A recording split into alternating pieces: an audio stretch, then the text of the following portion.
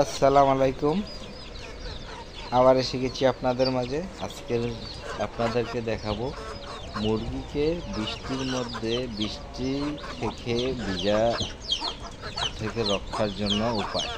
তো আসলে আমরা প্রকৃতপক্ষে যারা দেশি মুরগি পালি, আমরা আসলে এই মুরগির লালন পালন, মুরগির পরিচর্যা ঠিকমতো করি না, বিধায় আমাদের মুরগি সবল সুষ্ঠুভাবে বেড়ে ওঠে না, মুরগির রোগ ব্যারাম সৃষ্টি হয়। মুরগির আসলে দেশি মুরগি যে দেয় যে যেই কোনোভাবে যেই যা তাভাবে পালন করা যায় তা না, তারও একটা পরিচর্যা আছে, তারও একটা রোগবালাইয়ের হাত থেকে রক্ষার জন্য চেষ্টা করতে হবে। তো সব কিছু মিলিয়ে এই ভিডিওটা, তো সবাই না টেনে পুরো ভিডিওটা দেখবেন, তাহলেই সম্পূর্ণ বুঝতে পারবেন। তো যারা আমার ভিডিওটা দেখতেছেন অসংখ্য ধন্যবাদ। যারা ফেসবুক থেকে দেখতেছেন লাইক করবেন, শেয়ার করবেন, ফলো করবেন। আর যারা ইউটিউব থেকে দেখতেছেন সাবস্ক্রাইব করবেন, অল বেল আইকনে ক্লিক করবেন। তো যারা করেছেন অসংখ্য ধন্যবাদ।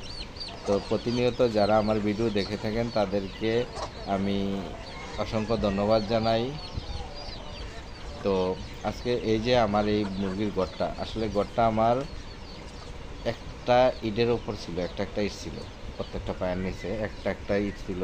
তো আমি কি করেছি, এই ইটটারে আরেকটা করে ইট দিয়ে দিছি, তো একটু উঁচা হয়ে গেছে। তো যে মুরগাগুলো বাইরে ঘোরাফেরা করে বৃষ্টি এলে কী হয়, তারাও একটু আবদ্ধ জায়গা খুঁজে নেয় যে কোথায় গেলে বৃষ্টির পানি পড়বে না। এখন বর্ষা মৌসুম, এখন প্রতিনিয়ত বৃষ্টি হচ্ছে, যে কোনো সময় বৃষ্টি আসে।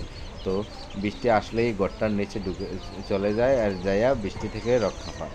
তো বৃষ্টি থেকে রক্ষা পাইলে কি হয়, আসলে বৃষ্টির পানি আমরা যে কেউই সবসময় যে কোনো সময় যে কোনোভাবে যদি আমরা ভিজি, কেমন লাগবে, কেমন দেখা যাবে, বা শরীরে ঠান্ডা লাগবো, জ্বর আসবে, আর তারপরে পেট কাদায় বেশি থাকলে চিরমি জন্ম হয় কাদার মধ্যে, বা শরীর ভিজা অবস্থায় থাকলে সবসময়, তাহলে খারাপ। এই যে মুরগিরা সবল সুস্থ মাসাল্লাহ শুকনো আছে, কারণ বৃষ্টি আসলেই ওরা চলে যায় নিচে। আর যারা যেগুলারে আটকায় রাখছে এগুলো তো আটকানো, বাচ্চাওয়ালা মুরগি তো আর আটকায় রাখলে বাচ্চাগুলো তেমন একটা হয় না, তার জন্য এই যেগুলো তো মাসাল্লাহ ভিতরে আছে, এগুলা কোনো মেঘ বৃষ্টি পায় না, এগুলো ভিতরে বসবাস করতেছে।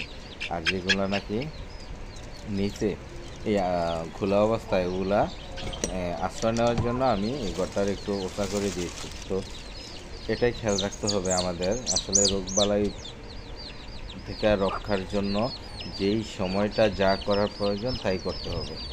গরম আসলে তাদের ঠান্ডা কী করতে হবে, কী উপায়ে গরম থেকে রক্ষা, এই ভিডিও আমার চ্যানেলে আছে। শীতের সময় কীভাবে কী পরিচর্যা করলে শীত থেকে রক্ষা পাবে, এই ভিডিও আমার চ্যানেলে আছে। তো এখন বর্ষাকালে বৃষ্টির থেকে রক্ষার জন্য এই ভিডিওটা তো করলাম।